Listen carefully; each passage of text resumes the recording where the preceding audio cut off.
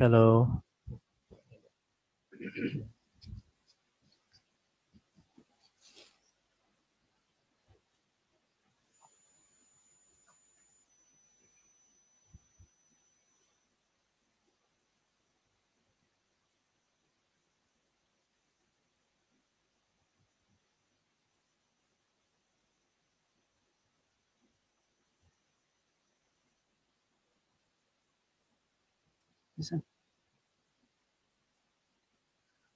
আসসালামু আলাইকুম সবাইকে। কেরিয়ার ম্যাপ স্টুডিও থেকে আন্তরিক প্রীতি ও শুভেচ্ছা জানিয়ে আজকে আমাদের ফ্রি বেসিক গণিত কোর্সের যে ক্লাসটি আছে সেটি শুরু করতে যাচ্ছি। আজকে আমাদের নবম ক্লাস। আর আজকে টপিক আমরা নির্ধারণ করেছি সমান্তর এবং গুণোত্তর ধারা। তো আপনারা যদি আমার সাউন্ডটা ক্লিয়ার শুনতে পান একটু কাইন্ডলি জানাবেন। আমরা ট্রাই করেছিলাম সাউন্ডটাকে ঠিক করার জন্য। আবার আপনারা একটু হেল্প করেন যে এবার সাউন্ড ক্লিয়ার শোনা যাচ্ছে তাহলে আমরা সবাইকে ওকে অল ক্লিয়ার। শেষের গল্প ওকে ফাইন। শেষ বিকেলের গল্প তুমি কি সুন্দর নাম। Wow fantastic. আচ্ছা চলেন আমরা আমাদের একটু প্রবলেম ছিল প্রথমে সাউন্ডের জন্য আমরা লাইভটা কেটে দিয়ে আবার ব্যাক করেছি। তো আমাদের সাথে থাকার জন্য আপনাদের অসংখ্য ধন্যবাদ। তো আমরা আর দেরি না করে চলেন শুরু করে দিই। আমরা প্রথমে বেসিক আলোচনা করব।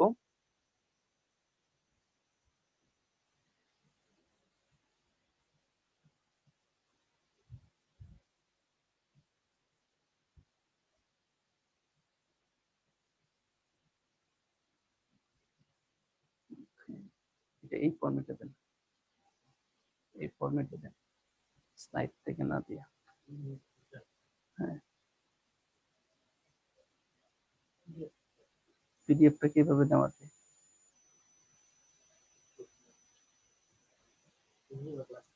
হ্যাঁ,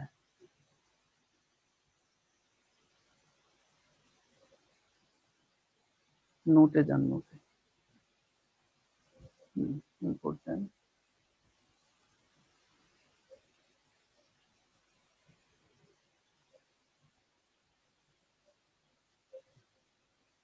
ঠিক আছে, তো চলেন শুরু করি। আমরা প্রথমে একটু বেসিক আলোচনা করে নেব সমান্তর ধারা সম্পর্কে, তারপরে আমরা গুণোত্তর ধারায় চলে আসব।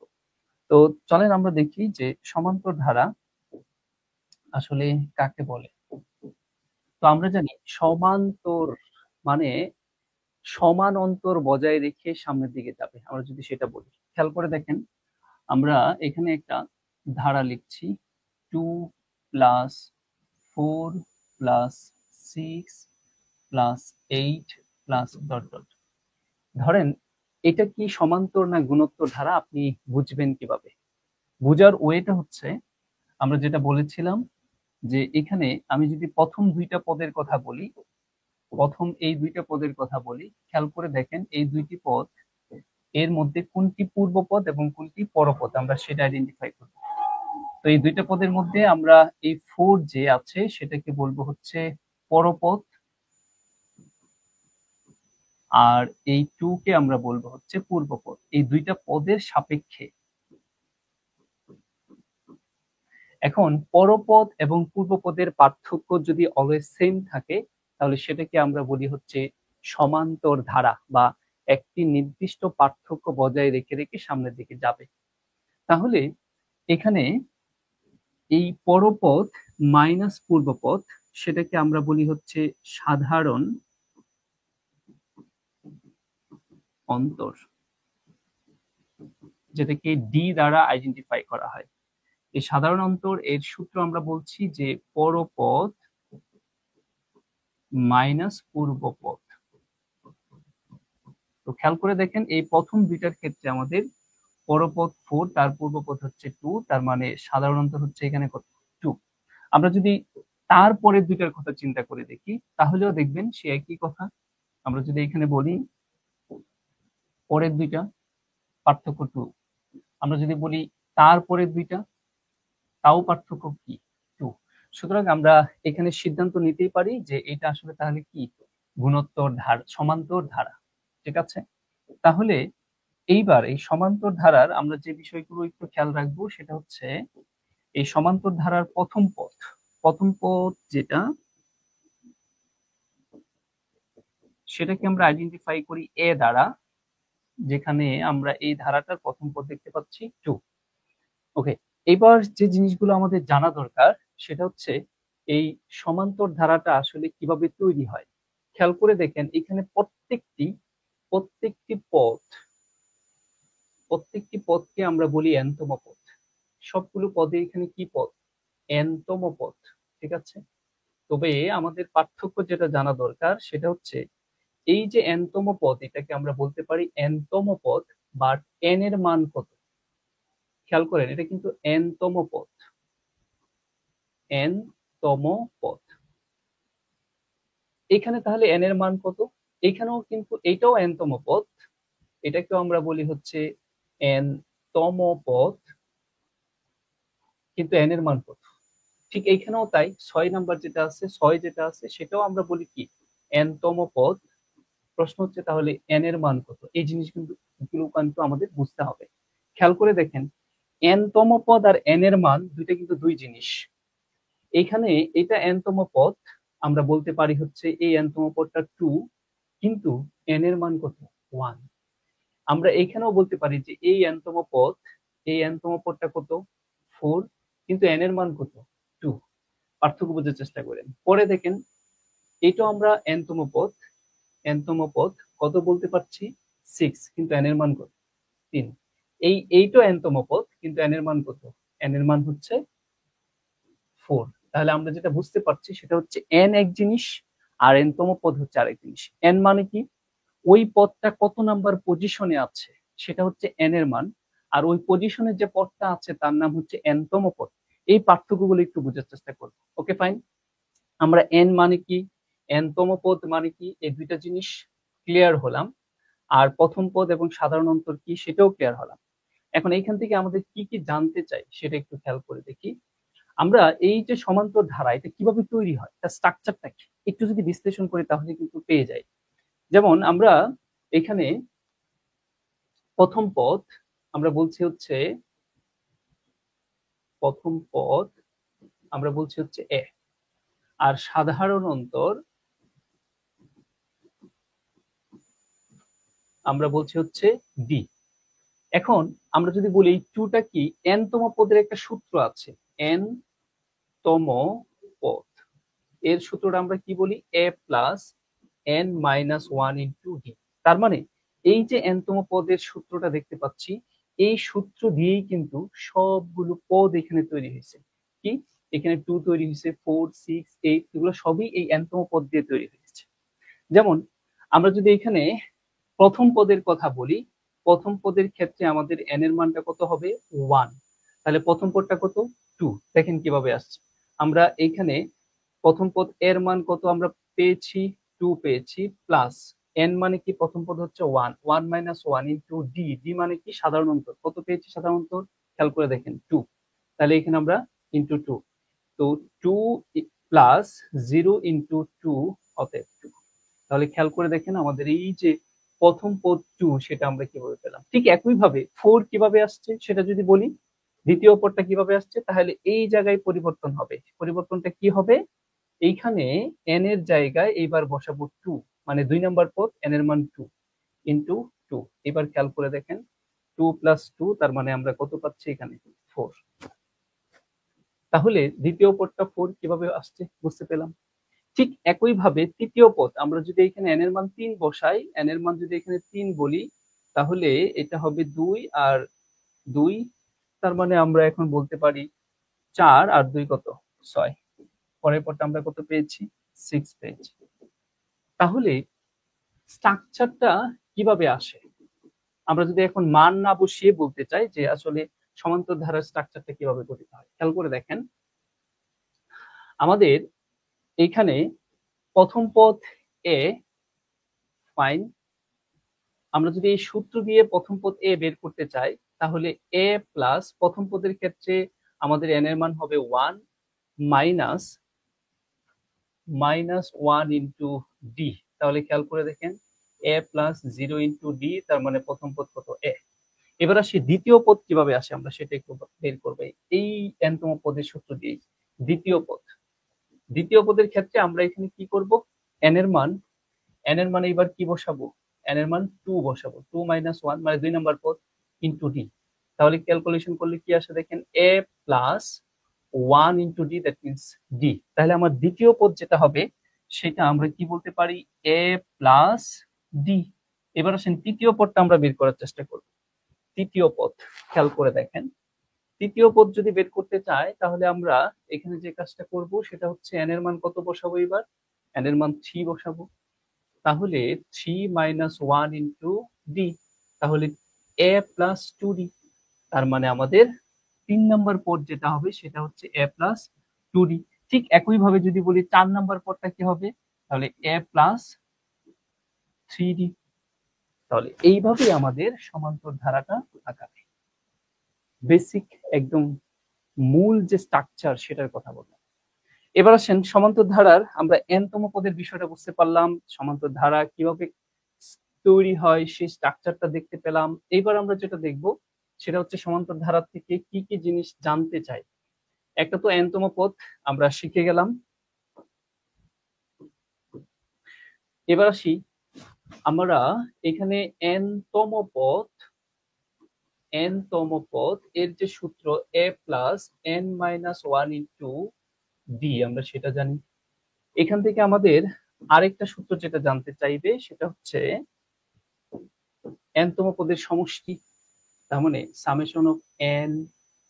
এটা আমরা কিভাবে বের করব, n/2 into 2a plus n - 1 into d। এটা হচ্ছে সমান্তর ধারার সমষ্টির সূত্র।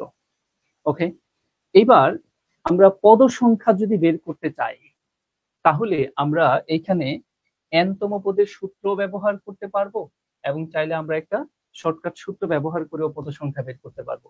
পদ সংখ্যা বলতে কি বোঝাচ্ছে, ধরেন আমরা এটাকে ধরেই যদি কাজ করি 2 4 6 8, এই যে ধারাটি আছে এই ধারার আমরা যদি বলি, ধরেন এটা ডট ডট চলছে, যে 8 কত নাম্বার পদ, এটা আমরা কিভাবে বের করব, সূত্র অ্যাপ্লাই করে। আমরা যদি নরমালি সূত্র অ্যাপ্লাই করে বের করতে চাই তাহলে 8 তো নিঃসন্দেহে একটা n-তম পদ, 8 নিঃসন্দেহে একটা কি n-তম পদ। তাহলে আমরা n-তম পদের সূত্র কি বলি, n-তম পদের সূত্র হলো a plus n - 1 into d। তাহলে এই যে সূত্রটা এইটা সমান আমরা কত বলতে পারি, 8 বলতে পারি। কারণ আমি জানতে চাচ্ছি 8 কত নাম্বার পদ, তাই আমি 8 বললাম। যদি বলা হইতো যে 6 কয় নাম্বার পদ তাহলে আমি এখানে 6 বসাতাম। এখন আমরা a আর d এর মান বসাইলে এই সমীকরণ করলে n এর মান বের হয়ে আসবে। তো আপনারা একটু বলেন যে n এর মান তাহলে কত আসতেছে। এই ধারার a এর মান হচ্ছে, প্রথম পদ হচ্ছে a, কত 2, প্লাস n এর মান জানি না n - 1 ইনটু d এর মান কত, আমরা এই দুইটার পার্থক্য কত পেয়েছি এখানে 2, অতএব এখানে হচ্ছে কত 8। তো এটাকে যদি আমরা এখন ক্যালকুলেশন করি 2n - 2 = 8, ক্যালকুলেশন করে দেখেন তাহলে 2n = হচ্ছে কত 8, অতএব n এর মান কত 4। তার মানে এই 8 কয় নাম্বার পদ, 8 হলো 4 নাম্বার পদ।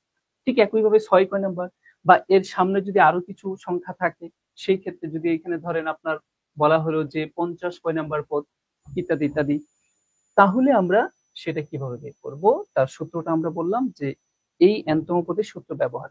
কিন্তু আমরা চাইলে এটা না করেও একটা শর্টকাট সূত্র অ্যাপ্লাই করেও কিন্তু এখানে 8 কয় নাম্বার পদ সেটাও বের করতে পারি। তো সেটাকে আমরা বলি পদ সংখ্যা। পদ সংখ্যা। তাহলে এই পদ সংখ্যা কিভাবে বের করে খেয়াল করে দেখেন, সেই সূত্রটা হচ্ছে এমন যে শেষ পদ মাইনাস প্রথম পদ, শেষ পদ মাইনাস প্রথম পদ ডিভাইডেড সাধারণ অন্তর প্লাস 1। আমরা এইটা করেও কি করতে পারি, খুব অল্প সময়ে পদ সংখ্যা বের করতে পারি। নরমালি যদি এই ইকুয়েশন দিয়ে করতে যাই অনেক সময় লাগে। তাহলে আমরা খেয়াল করে দেখব যে এই ধারাটা 2 4 6 8, 8 কত নম্বর পদ, তাহলে শেষ পদ হচ্ছে 8 মাইনাস প্রথম পদ কত 2, ডিভাইডেড সাধারণ অন্তর কত, সাধারণ অন্তর তো আমরা দেখতে পেয়েছি 4 - 2 মানে কি 2 প্লাস 1। তাহলে খেয়াল করে দেখেন আমাদের এখানে কত হয় 6 ভাগ 2 তারপরে 1, তার মানে 3 প্লাস 1 ইকুয়াল কত 4। তার মানে এইখানেও আমরা কত পেয়েছি 4। তার মানে 8 কয় নাম্বার পদ ছিল 6 নাম্বার পদ ছিল। আচ্ছা, তারপরে আসি, আমরা কিন্তু এখনো ম্যাথে যাই না, একদম বেসিকটা আলোচনা করছি। এবার আমরা সমষ্টি কিভাবে বের করব? খেয়াল করে দেখেন, আমরা যদি সমষ্টির কথা বলি, এখানে পদ সংখ্যা দেখালাম, এবার আসেন সমষ্টির কথা। তো সমষ্টির ক্ষেত্রে আমরা যে কাজটা করতে পারি, নর্মাল এই সূত্র ব্যবহার করে যদি সমষ্টি করতে চাই তাহলে করতে পারি, কিন্তু আমার ক্যালকুলেশনটা কি হবে, বড় হবে, আমরা যদি এই সূত্রটা ব্যবহার করে সমষ্টি বের করতে চাই। কিন্তু আমরা তা না করেও এই সমষ্টি বের করার যে সূত্র সেটাও অ্যাপ্লাই করতে পারি। তো তার জন্য আমার যেটা জানতে হবে সেটা হচ্ছে এখানে 8 কয় নাম্বার পদ, মানে এই ধারায় পদ সংখ্যা কয়টি আছে সেটি। তখন আমাদের সমষ্টি বের করার সূত্র হবে শেষ পদ যোগ আমরা কি বলবো, প্রথম পদ। আচ্ছা, একটা মজার ব্যাপার এখানে আছে, নরমালি যদি আমরা এই সামেশন অফ এন এই সূত্র ব্যবহার করে সমষ্টি বের করতে চাই তাহলে আমরা বলছি যে সময়টা একটু বেশি লাগবে। তো ধরেন আমার এখানে এন এর মান মানে কত, 4টা পদ, তাহলে 4টা পদের সমষ্টি 4/2 ইন্টু 2 ইন্টু এর মান হচ্ছে কত 2, তারপর প্লাস 4 মাইনাস 1 ইন্টু 2, ক্যালকুলেশন করলে এখানে সমষ্টি কত সেটা বের হয়ে আসবে। তো ধারাটা যদি জোড় হয় তাহলে তার সমষ্টি বের করার কিন্তু একটা শর্টকাট সূত্র আছে। মানে জোড় যদি হয় তাহলে তার সমষ্টি বের করার আলাদা আমরা একটা সূত্র ব্যবহার করতে পারি, শুধু জোড় যদি হয়। তো তার মানে এখানে দেখেন 2 4 6 2 4 6 আমরা এই সূত্রটা ব্যবহার না করেও ক্যালকুলেশন করতে পারি ওই জোড় সংখ্যার ক্ষেত্রে। তো এখানে দেখেন ধারাটা আমরা দেখি 2 4 6 8, এটা একটা জোড় সংখ্যার দ্বারা আমরা বলতে পারি। তাহলে যদি জোড় সংখ্যা হয় জোড় ধারা হয়, যদি আমরা সেটা বলি, তাহলে সমষ্টি বের করার যে সূত্রটা হতে পারে সেটা হচ্ছে n ইন্টু n প্লাস,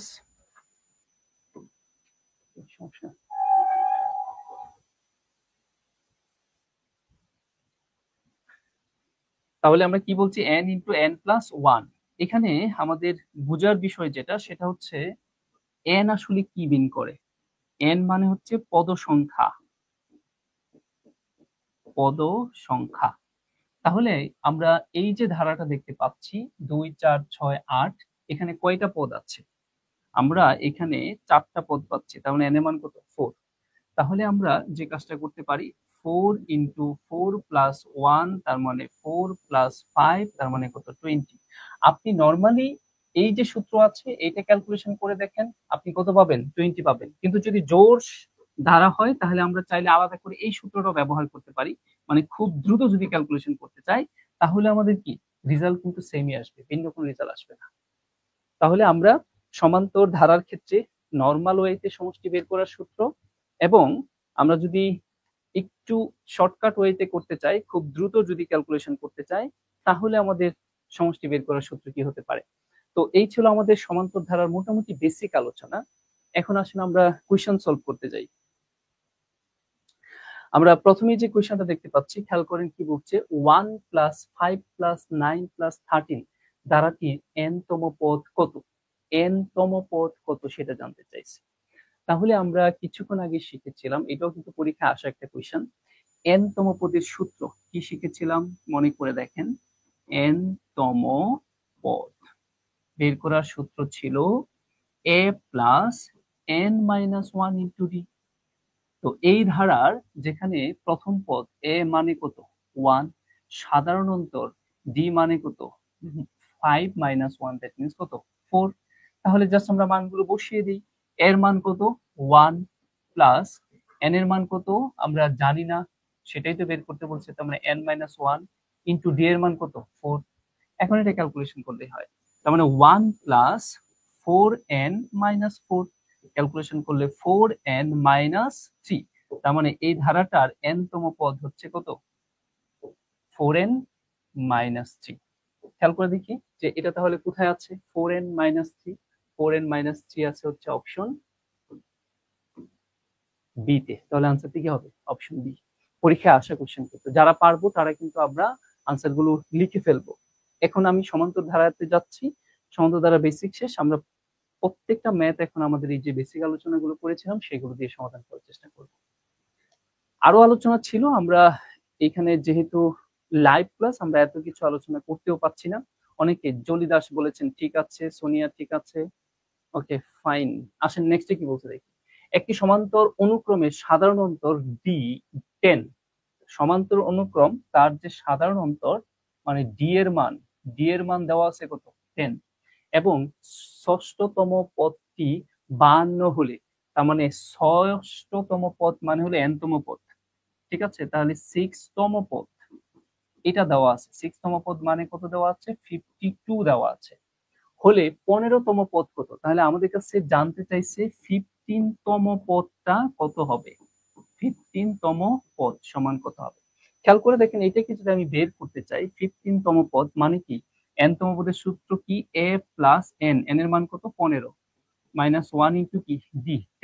চিন্তা করে দেখেন, এটি আমার উত্তর। এখন এটা যদি আমি বের করতে চাই তাহলে আমাদের এখানে কি কি লাগবে খেয়াল করেন। এটার মান যদি বের করতে চাই তাহলে আমার অবশ্যই এখানে এর মানটা জানতে হবে, এর মান কত, এবং ডি এর মান কত সেটা জানতে হবে। তো খেয়াল করে দেখেন ডি এর মান তারা ডিরেক্ট বলে দিছে কত, সাধারণত হচ্ছে 10। তাহলে আমরা এখানে ডি এর মান 10 বসাতে পারবো, কিন্তু পাচ্ছি না কার মান বসাইতে, এর মান। তাহলে আমাদের প্রথম কাজ হচ্ছে এখানে এর মান বের করে নিয়ে আসতে হবে। তো এ যেহেতু একটি চলক আমরা চিন্তা করতে পারি, তাহলে তার মান বের করতে গেলে আমার অবশ্যই সমীকরণ দাঁড় করাইতে হবে। সবাই একটু আনসার করেন, 2 নম্বরের আনসার কি হবে? তো সমীকরণটা কাকে বেস করে দাঁড় করাবো সেটা বোঝাটা খুবই জরুরি। খেয়াল করে দেখেন, আমরা যদি বলি যে ষষ্ঠতম যে পদটা ছিল, এই ষষ্ঠতম পদ থেকে আমরা একটা সমীকরণ তৈরি করতে পারি কিনা। 6তম পদ মানে কি এনতম পদ, তাহলে এনতম পদের সূত্র সমান আমি কি বলতে পারি 52। তাহলে আমরা এখান থেকে একটা সমীকরণ তৈরি করে এর মান বের করার চেষ্টা করি। তার মানে আমরা এখানে বলতে পারি a প্লাস এন, এন এর মান কত 6, ষষ্ঠতম পদ যেহেতু, তাহলে 6 মাইনাস 1 ইন্টু কি ডি, ডি এইটা সমান আমরা কত বলতে পারি 52 বলতে পারি। খেয়াল করে দেখেন, এখন আমরা কার কার মান বসাইতে পারবো, এর মান জানি না সেটাই বের করব। 6তম পদ মানে হচ্ছে 7, 6 মাইনাস 1, আমি একটু আবারও লিখি 6 মাইনাস 1 বোঝার সুবিধার্থে, আর ডি এর মান কত 10 সমান 52। এখন এটা ক্যালকুলেশন করলে এর মান বের হয়ে আসবে। তাহলে এখানে আমাদের কত আসে 50, এক বিয়োগ করলে এখানে 50 থেকে 52 থেকে আমরা 50 বিয়োগ করে দিই, তাহলে এর মান কত পাচ্ছি 2 হয়ে গেল। প্রথম পদটা তাহলে কত ছিল 2 ছিল, জাস্ট এখানে মানটা এখন বসিয়ে দিই। এর মান আমরা এখন কত পেয়ে গেলাম, এর মান 2 পেয়ে গিয়েছি। এখন মান বসাই, এর মান হচ্ছে 2 প্লাস 15 মাইনাস 1 কত 14, তাহলে 14 ইন্টু কত 10। তাহলে খেয়াল করে দেখেন 2 প্লাস 140 তার মানে 142। তাহলে আমরা বলতে পারছি যে এখানে আমাদের 15তম পদ যেটা সেটা হচ্ছে কত 142, আর সেটা আছে কোথায়, এখানে অপশন বি তে আমরা দেখতে পাচ্ছি। তো দেখি এটা কারা কারা আনসার করতে পেরেছেন 142। Ariful Islam, you are absolutely right. তারপরে আছেন আমাদের সাথে আনিকা নূর 142 ঠিক আছে, মায়া ঠিক আছে, জলি দাস ঠিক আছে, ওকে। অনেকেই Sonia Haque, yes you are absolutely right. আসেন অনেকে আনসার করেছেন, আসেন আমরা একটু নেক্সটে যাই। তাহলে এটা যারা যারা পারবো আনসারটা করে ফেলবো, আমরা কিন্তু বেসিক ডিসকাশন করে ফেলছি, জাস্ট এগুলা এখানে আমরা ক্লিয়ারলি যদি একটু ইমপ্লিমেন্ট করতে পারি তাহলে কিন্তু আনসার গুলো খুব সহজে বের হয়ে আসে। খেয়াল করে দেখেন এখানে কি বলছে যে 5 plus 8 plus 11 plus 14 dot dot দ্বারাটির কততম পদ 302, কততম পদ 302। তাহলে খেয়াল করে দেখেন 302 কি একটা শেষ পদ, অবশ্যই শেষ পদ। তাহলে পদ সংখ্যা খুব দ্রুত কিভাবে বের করব, আমরা সেই সূত্রটা অ্যাপ্লাই করি। এবার সমীকরণে না যাই, খুব দ্রুত ক্যালকুলেশন করি। শেষ পদ মাইনাস প্রথম পদ, সূত্র লিখে দিয়েছিলাম, ডিভাইডেড সাধারণ অন্তর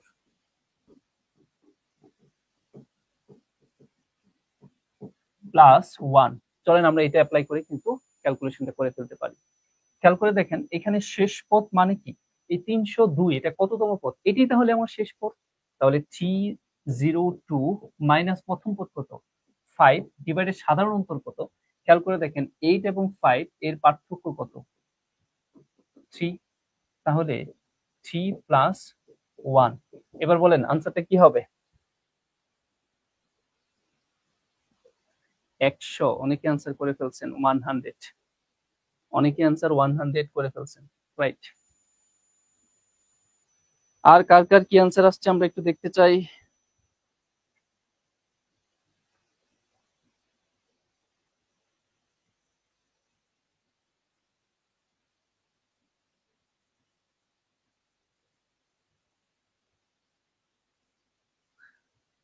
তাহলে এখানে আমাদের কত আসবে 99 প্লাস 1 তার মানে কত 100 তাহলে যারা 100 বলেছেন সবাই রাইট ঠিক আছে 100তম পদ ছিল 302 তাহলে কিন্তু আমরা এখানে n তম পদের যে সূত্র সেটা কিন্তু অ্যাপ্লাই করি না এখানে সেটা যদি অ্যাপ্লাই করতাম তাহলে আমার কিন্তু সময় এখানে কি লাগতো বেশি লাগতো সমীকরণ ক্যালকুলেশন করতে গেলে c ইকুয়াল কত c 02 এটা ক্যালকুলেশন করলেও আমাদের সেই n এর মান কত আসতো 100 আশা করি বুঝতে পেরেছি যে আমরা চাইলে সমীকরণ অ্যাপ্লাই করেও করতে পারি আমরা চাইলে এই যে সূত্রটি আছে সেটা অ্যাপ্লাই করেও আরো দ্রুত ক্যালকুলেশনটা করতে পারি ঠিক আছে আসেন তাহলে আমরা নেক্সটে যাই দেখি কি আছে 1 2 3 ডট ডট ডট n ধারাটির গাণিতিক গড় কত সবাই একটু লিখিত গাণিতিক গড় কত আমাদের কাছে সেটা জানতে চাইছে আমি জানি এই আনসার সবাই করতে পারবেন গড় রাশিগুলোর যোগফল বা রাশির সংখ্যা তো আমরা পদ সংখ্যা আমরা সমান্তর ধারার সমষ্টির যে সূত্র দেখেছিলাম যে n ইন্টু n প্লাস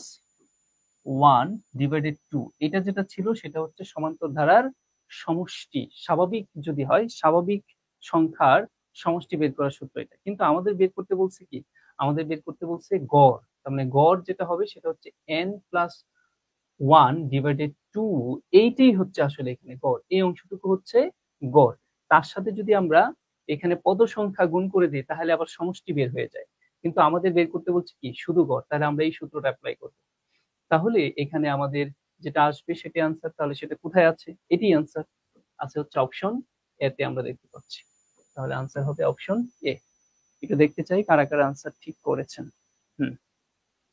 এটা সবাই পারবেন আশা করি নেক্সটে আসেন কি বলছে 1 plus 2 plus 3 plus 4 dot dot dot 99 এর সমান কত এইগুলা আমরা করতে করতে আপনারা অভ্যস্ত স্বাভাবিক এখানে কি বিজোড় সংখ্যার সমষ্টি 1 2 3 তারপরে কি আছে 4 স্বাভাবিক সংখ্যা তো আমরা এখানে 99 পর্যন্ত যদি হয় তাহলে তার সমষ্টি কত এটা সবাই পারবেন অনেক দিন যাবত এগুলো করে আসতেছেন বলেন এটা আনসার কি হবে option Sonia Haque option A আমরা তাই করাতে চাচ্ছি না Jolly Das option A yes you are absolutely right এটা সবাই আমরা পারবো সুতরাং আমরা এইখানে আর সময়টা ওয়েস্ট না করি আসেন পরে কি বলছে দেখি 1 plus 3 plus 5 plus dot dot 2x minus 1 সমান কত দেখি এটা ধরতে পারেন কিনা এইটা ধরতে পারেন কিনা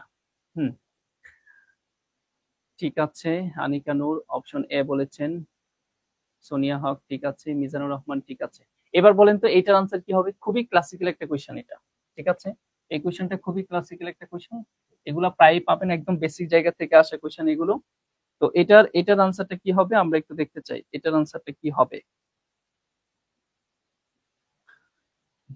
তো এখানে খেয়াল করে দেখেন আমাদের ধারাটা কি বলেছে 1 plus 3 plus 5 plus dot dot dot plus 2x minus 1 আপনাকে বুঝতে হবে এটা আসলে কি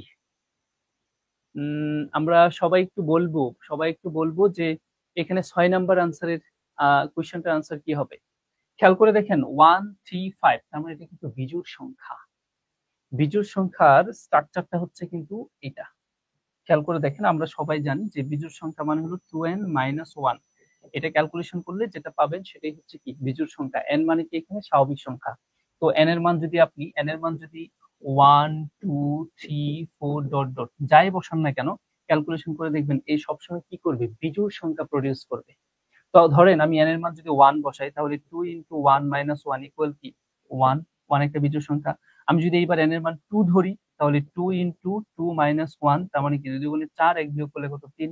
আমি যদি n এর মান 3 ধরি, 3 দুগুণে 6, 1 বিয়োগ করলে কত 5, তার মানে কি পাচ্ছেন 1 3 5। তাহলে বোঝা যাচ্ছে এগুলো কি বিজোড় সংখ্যা। তো সংখ্যা যদি বিজোড় সংখ্যার ধারা হয় তাহলে তার সমষ্টি বের করার একটা সূত্র আমরা বলেছিলাম। যদি বিজোড় সংখ্যার দ্বারা হয় তাহলে তার সমষ্টি বের করার সূত্রটা আমরা কি বলেছিলাম, খেয়াল করে দেখেন। বিজোড় যদি হয় তাহলে তার সমষ্টি বের করার সূত্র আমরা বলেছিলাম n স্কয়ার। n মানে কি এখানে প্রশ্ন হতে পারে, তাহলে n মানে কি? n মানে হলো পদ সংখ্যা। পদ সংখ্যা ওই ধারাটার মধ্যে কয়টি পদ সংখ্যা আছে সেটা মিন করে। তো সাপোজ আমি যদি আপনাকে একটা ধারা এখানে বিজোড় সংখ্যা তৈরি করে দেই, সবাই একটু আনসার লেখার চেষ্টা করবেন যে 1 প্লাস 3 প্লাস 5 প্লাস 7 প্লাস 9 এর সমষ্টি কত? সবাই লিখেন তো, এর সমষ্টি কত? 1 প্লাস 3 প্লাস 5 প্লাস 7 প্লাস 9 এর সমষ্টি কত? নরমালি সূত্র ব্যবহার করে 1 2 যোগ এভাবে যোগ না করে, আনিকা নূর বলেছেন x স্কয়ার। ইয়েস, স্বাভাবিক বিজোড় সংখ্যা, right. Sonia Haque option D বলেছেন। তার মানে আনসার সবাই পেরে গেছেন। তাহলে এটার আনসার কি হবে? 1 প্লাস 3 প্লাস 5 প্লাস 7 প্লাস 9, এটার আনসার কি হবে? তার মানে আমরা যারা যারা অপশন ডি আনসার করেছেন অ্যাবসলিউটলি রাইট। কারণ হচ্ছে বিজোড় সংখ্যার দ্বারা যদি হয় তাহলে তার সমষ্টি সূত্র হলো n স্কয়ার। তো n এর রিপ্লেসমেন্টে এখানে কি আছে? x আছে, তাই না? তাহলে আমাদের বিজোড় সংখ্যার সমষ্টি হবে কি x স্কয়ার। যদি এখানে আমার x না থেকে p থাকতো তাহলে কি হতো? p square. বুঝতে পেরেছি? ওইগুলো হচ্ছে কি পদ সংখ্যা। ইয়েস, জলিদাস 25 বলেছেন। সোনিয়া হক 3 ইন্টু 3 9। এটা কি বললেন? 9 কি? নো, 25। আরিফুল ইসলাম, রাইট। সোনিয়া হক 25, ঠিক আছে। হ্যাঁ, এখানে দেখেন ধারা কয়টা? কয়টা পদ? একটা পদ, দুইটা পদ, তিনটা পদ, চারটা পদ, পাঁচটা পদ। তার মানে এর সমষ্টি হবে কি 5 স্কয়ার। 5 স্কয়ার মানে কত? 25, মানে n স্কয়ার। আশা করি বুঝতে পেরেছেন। এগুলো কিন্তু সবসময় পরীক্ষায় থাকে। আসি তাহলে আমরা পরে কি বলছে। কোন সমান্তর ধারার প্রথম দুইটি সংখ্যা 5 এবং 17 হলে তৃতীয় পদ কত সেটা জানতে চাইছে।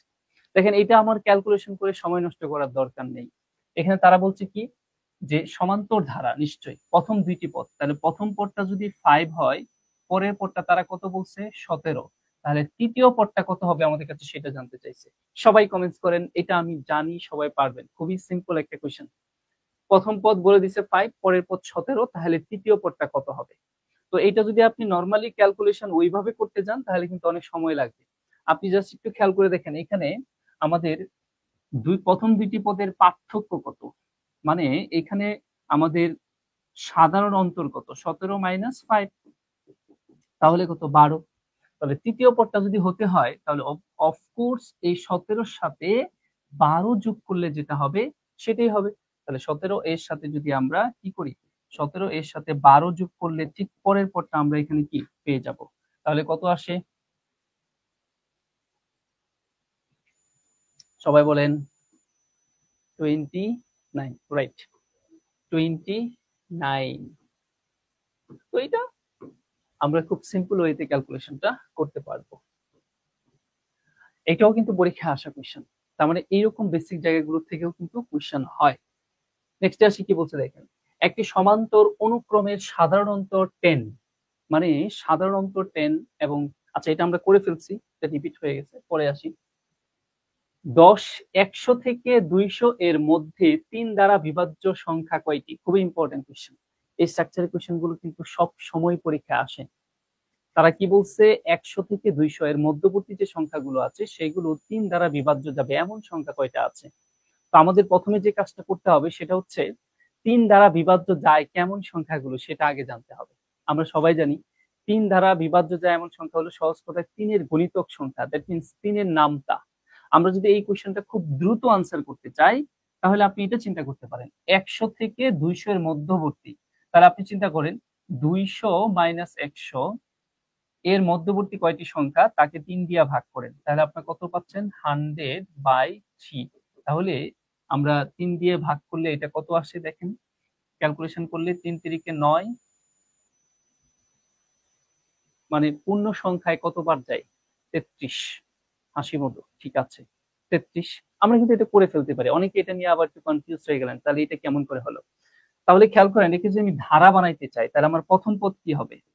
তারা বলছে 100 থেকে 200 এর মধ্যবর্তী, তার মানে 100 তো 3 দ্বারা বিভাজ্য না। তাহলে 100 এর ঠিক পরের সংখ্যা কত?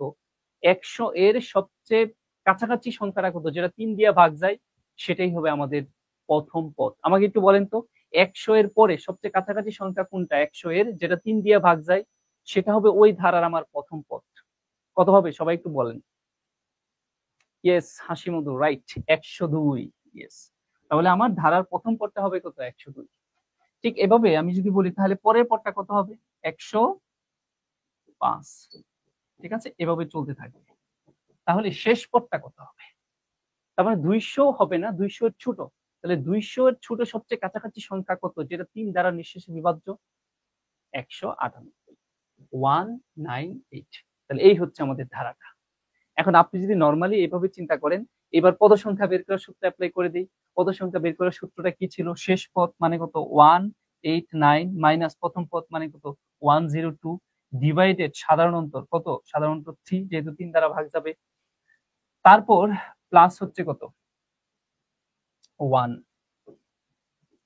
ক্যালকুলেশন করে দেখেন আমাদের সেই একই রেজাল্ট আসে কিনা। 33, হাসির মধ্যে 198। ঠিক আছে, 198। তাহলে এইটাও যদি আমরা ক্যালকুলেশন করি তাহলে আমরা কত পাবো? 33 পাবো। ঠিক আছে, আমরা চাইলে এইভাবে ক্যালকুলেশনটা করতে পারি। আসেন পরে দেখি কি বলছে। নিচের ধারার শেষ সংখ্যা কত? এটা খুবই সহজ এবং এটা একাধিকবার পরীক্ষায় আসা কোশ্চেন।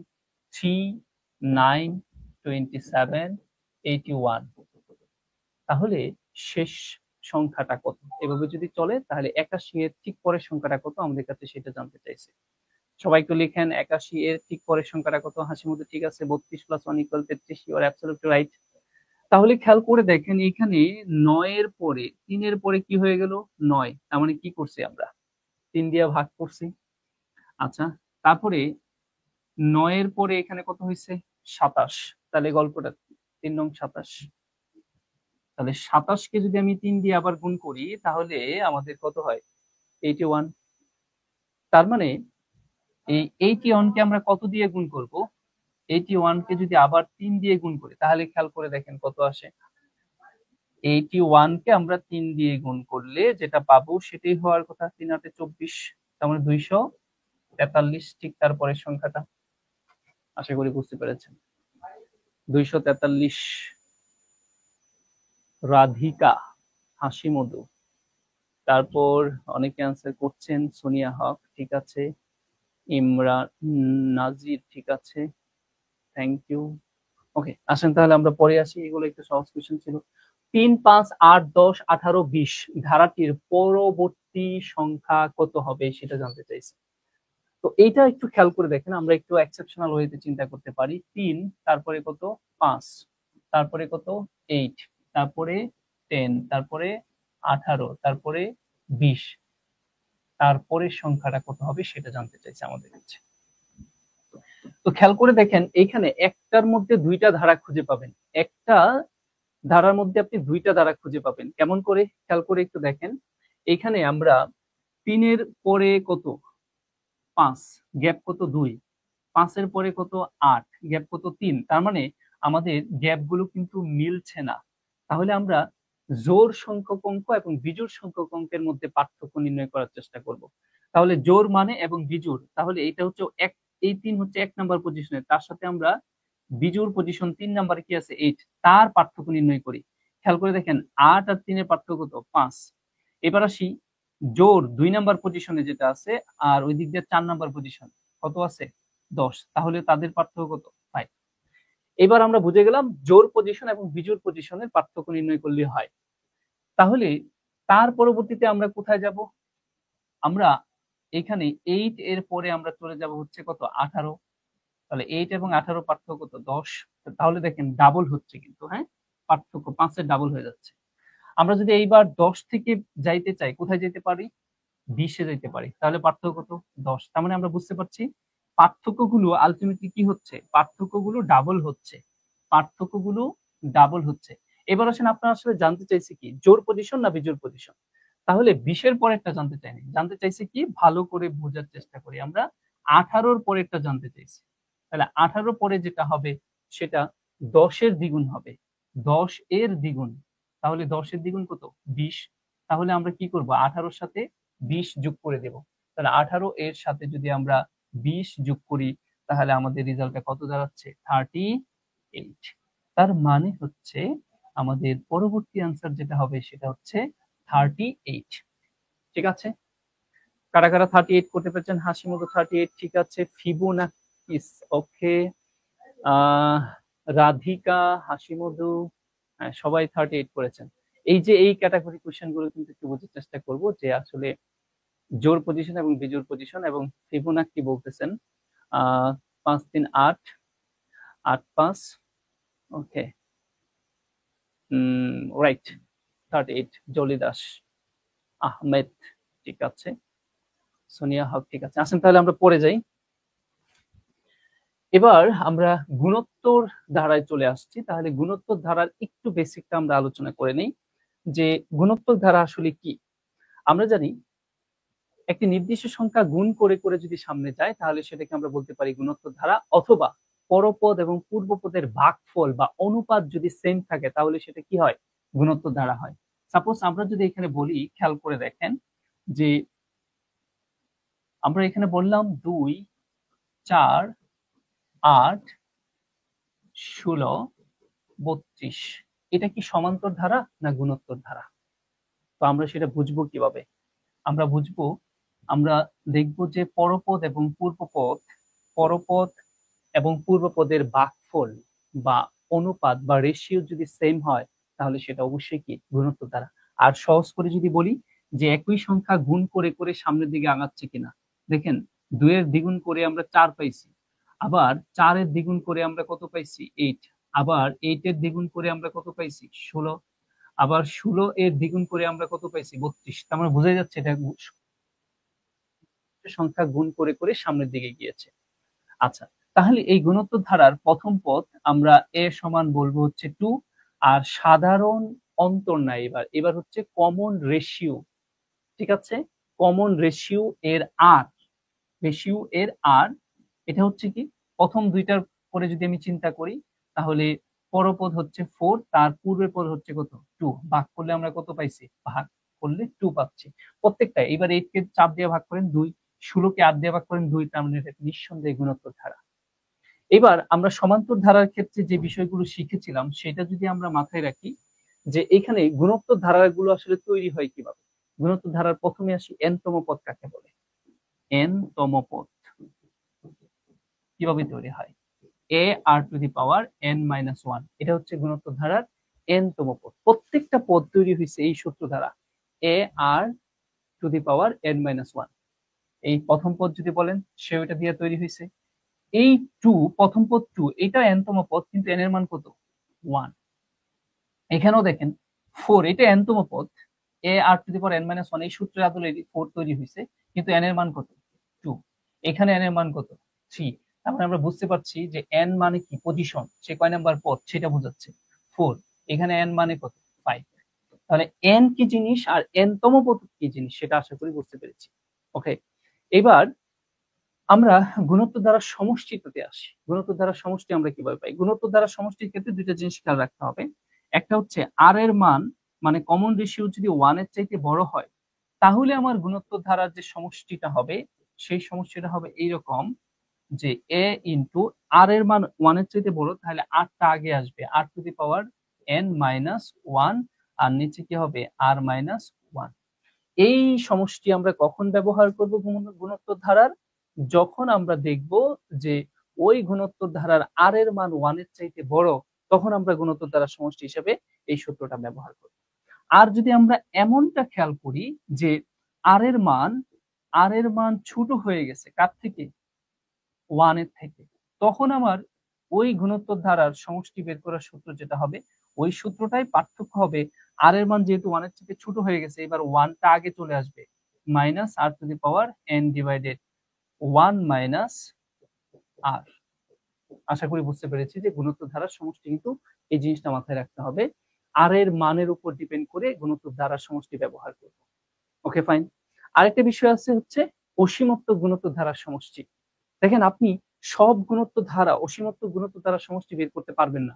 যেমন আমরা এইখানে যে ধারাটা লিখেছিলাম, আমি যদি আবারও দেখাই, 2 plus 4 plus 8 plus 16 plus 32 plus dot dot dot, এটা যদি পজিটিভ ইনফিনিটি পর্যন্ত হয়, এই গুণোত্তর ধারার সমষ্টি আপনি আদৌ কি বের করতে পারবেন কি পারবেন না, সেটা কার উপর ডিপেন্ড করে, কার ভ্যালুর উপর ডিপেন্ড করে যে এটার মান আদৌ এই ধারাটার সমষ্টি আদৌ বের করা যাবে কিনা, এই অসীমত্ব গুণোত্তর ধারার, সেটা বেস করে, সেটা সম্পূর্ণ ডিপেন্ড করে কার উপর, যদি আর এর মান এই কন্ডিশনে থাকে, মডুলাস আর লেস দেন 1, খুব ইম্পর্টেন্ট কথা বলতেছি, এই কন্ডিশনে যদি থাকে, এই কন্ডিশনটা কেমন, এটাকে যদি আমরা আরেকটু সিম্পলিফাই করি, মডুলাসটা উঠিয়ে দেই, তাহলে -1 লেস দেন আর লেস দেন 1, যদি আর এর মান এই কন্ডিশনে হয়, তাহলেই কেবল ওই সকল অসীমত্ব গুণোত্তর ধারার সমষ্টি বের করা যাবে। তো এই কন্ডিশনটা আসলে কি মিন করছে, আমরা যদি একটু ভালো করে খেয়াল করি, এই আর এর মান -1 এর চাইতে বড় কিন্তু +1 এর চাইতে ছোট, সেটা মিন করছে। তাহলে আমি যদি বলি এই কন্ডিশনে, তাহলে আর এর মানটা কেমন হবে, আর এর মানটা কেমন হবে সেটা কিন্তু ভালো করে বুঝতে হবে। আর এর মান যেটা হবে সেটা হচ্ছে প্রকৃত ভগ্নাংশ হবে, প্রকৃত ভগ্নাংশ হবে। তার মানে অপ্রকৃত না, প্রকৃত ভগ্নাংশ মানে কি আমরা তো বুঝি। প্রকৃত ভগ্নাংশ যদি হয়, কোন অসীমত্ব গুণোত্তর ধারার আর এর মান যদি প্রকৃত ভগ্নাংশ হয়, তাহলেই কেবল ওই সকল অসীমত্ব গুণোত্তর ধারার সমষ্টি আমরা বের করতে পারবো। আর ওই সকল অসীমত্ব গুণোত্তর ধারার সমষ্টি বের করার সূত্র যেটা হবে সেটা হচ্ছে a ডিভাইডেড 1 মাইনাস r। তার মানে অসীমত্ব গুণোত্তর ধারার সমষ্টি আমরা কখন বের করতে পারবো, যখন দেখব ওই অসীমত্ব গুণোত্তর ধারার আর এর মান মানে কমন রেশিও একটা প্রকৃত ভগ্নাংশ, ঠিক তখনই তার সমষ্টি বের করতে পারবো। এখন যদি বলি, তাহলে আমরা এই যে অসীমত্ব একটি ধারা দেখতে পাচ্ছি, অসীমত্ব গুণোত্তর ধারা দেখতে পাচ্ছি, এই অসীমত্ব গুণোত্তর ধারার সমষ্টিকে আমরা আদৌ বের করতে পারবো? প্রশ্ন হচ্ছে অসম্ভব, কখনোই বের করতে পারবো না। বলতে পারেন কেন? কারণ হচ্ছে এখানে আর এর মান কি আসে দেখেন, 4/2, তার মানে আর এর মান কত আসছে 2, 2 কি প্রকৃত ভগ্নাংশ না, সুতরাং এটার সমষ্টি কখনোই বের করতে পারবো না। আচ্ছা শূন্য বলেন না, শূন্য বলা যাবে না, কারণ এটার সমষ্টি বের করতে পারছি না। এবার আসেন, মোটামুটি আমরা যতটুকু দরকার আলোচনা করেছি, এখন আসেন তাহলে আমরা গুণোত্তর ধারার কিছু কোয়েশ্চেন আমরা একটু সলভ করার চেষ্টা করি। এখানে দেখেন কি বলছে, যে একটি গুণোত্তর অনুক্রমে তৃতীয় পদ 20 এবং ষষ্ঠ পদ 160 হলে প্রথম পদটা কত আমাদের কাছে সেটা জানতে চাইছে। আমরা একটু এক্সেপশনাল ওয়েতে চিন্তা করে দেখি, যে তারা বলছে তৃতীয় পদ, তার মানে প্রথম পদ, দ্বিতীয় পদ, আর একটা হচ্ছে কত, তৃতীয় পদ। তৃতীয় পদটা কত, 20 বলছে। তাহলে আমার দ্বিতীয় পদটা কি হতে পারে, একটু খেয়াল করে দেখি আমার আনসার গুলো কি আছে, 8, 12, 10 এবং কত 5। তাহলে আমরা যদি এই 20 কে 2 দিয়ে ভাগ করে দেই, তাহলে কত আসে 10। আবার এই 10 কে যদি আমি আবার 2 দিয়ে কি করে দেই, ভাগ করে দেই, তাহলে কত আসে 5। তার মানে 5, 10, 20, নিঃসন্দেহে এটা একটা গুণোত্তর ধারা, কারণ সবারই ভাগফল কত, ভাগফল হচ্ছে 2, সেম। সুতরাং এইরকম একটু এক্সেপশনাল ওয়েতে আউট অফ দ্য বক্স চিন্তা করেও কিন্তু আমরা বড় ক্যালকুলেশন না করেও বলতে পারি যে তার প্রথম পদ কত ছিল এখানে 5। ঠিক আছে, তাহলে আমাদের আনসারটা কত হবে 5। এখন আপনি যদি এটা ফর্মাল ওয়েতে ক্যালকুলেশন করতে যান তাহলে করতে পারেন, কিন্তু সময় আমার কি লাগবে, বেশি লাগবে। বেশি সময় ধরে আমার ক্যালকুলেশন করতে হবে। এখানে আপনার তৃতীয় পদ এবং ষষ্ঠ পদ এই দুইটাকে ধরে এ এবং আর এর মান বের করে তারপরে ক্যালকুলেশন করতে হবে। ঠিক আছে, ওকে, আসেন তাহলে আমরা পরে যাই। 2 -4 +8 -16 মাইনাস ডট ডট ধারাটির 60টি পদের সমষ্টি কত? তাহলে আমাকে বুঝতে হবে এটা কি আদৌ গুণোত্তর ধারা না সমান্তর ধারা। 2, 4, 8, তারপরে কত 16, তাহলে বুঝতে পারছি এটা একটা সমান্তর ধারা। এখন যেহেতু 60টি পদের সমষ্টি বের করতে বলছে, তার মানে আমরা এখানে S7 এর মান বের করব। তাহলে আমাকে বুঝতে হবে যে আর এর মানটা কি, আর এর মানের উপর বেস করেই কিন্তু আমাদের সমষ্টি সূত্র হবে। তাহলে আর এর মান আমরা কিভাবে বের করি? আমাদের পরপদ কত? -4, পূর্বপদ হচ্ছে কত? 2, তার মানে -2। তাহলে -2 অবশ্যই কি 1 এর চাইতে ছোট। তার মানে আর এর মানটা আমরা কি বলতে পারি? আর এর মান হচ্ছে 1 এর থেকে কি ছোট, যেহেতু আর এর মান আমরা কি পাইছি? -2। তাহলে আমার সূত্রটা এইবার যেটা হবে সেটা হচ্ছে 1 আগে চলে আসবে, -r⁴n ডিভাইডেড 1 - r। তো এবার আমরা ক্যালকুলেশন করে দেই। এর মান কত? 2 ইন্টু 1 মাইনাস আর এর মান কত? আর এর মান -2, তার উপরে পাওয়ার কত হবে? কত নাম্বার, কয়টা পদের সমষ্টি? 7টা পদের সমষ্টি। তার মানে n এর মান এবার কি হবে? উপরে 7 হবে। আশা করি বুঝতে পেরেছি। ঠিক আছে,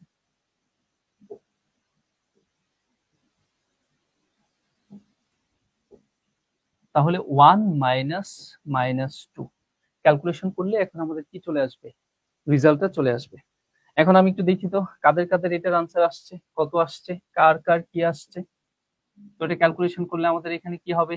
2, তারপরে আসেন 1 প্লাস এখানে আমাদের মাইনাস, তার মানে 2 এর উপরে পাওয়ার যদি 7 হয় তাহলে কত হবে? 10, 20, 30, 40। আমরা এখন ওইখানে পড়ে আছি, নেট প্রবলেম। ওকে হাসিমুখে। এবার বলেন এটা আনসারটা তাহলে আমরা কি বলবো? 2 এর উপরে যদি পাওয়ার 7 দেই তাহলে কত হয়? তার সাথে আমরা 1 যোগ করব, তার সাথে আমরা 3 দিয়ে ভাগ করব এবং 2 দিয়ে গুণ করব, আলটিমেটলি রেজাল্ট চলে আসবে 128 - 1 ডিভাইডেড 3। ঠিক আছে হাসিমুখে, 128।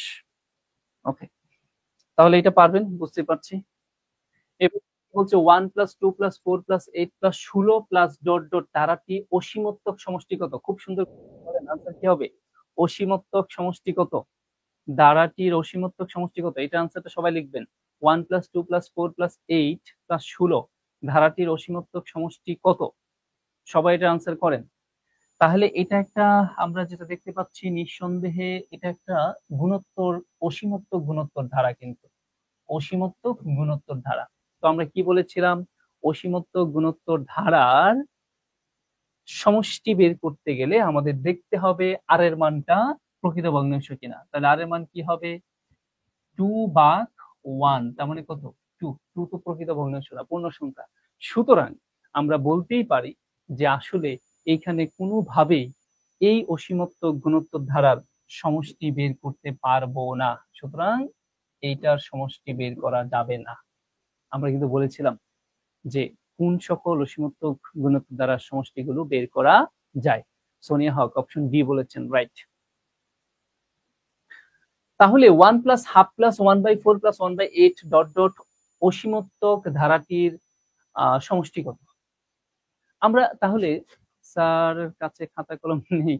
ওকে ফাইন, গো, থ্যাংক ইউ, সমস্যা নেই। তাহলে এই যে অসীমোত্তক আরেকটি গুণোত্তর ধারা দেখতে পাচ্ছি, এই অসীমোত্তক গুণোত্তর ধারার সমষ্টি কি আদৌ আমরা বের করতে পারবো কিনা? যদি বের করতে পারি তাহলে সেটা কত?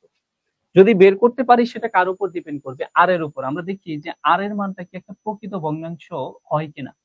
তো আর এর মান এখানে আমাদের প্রথম পদ তো বলাই আছে, প্রথম পদ কত? 1। আর কমন রেশিওটা কত আর এর মান?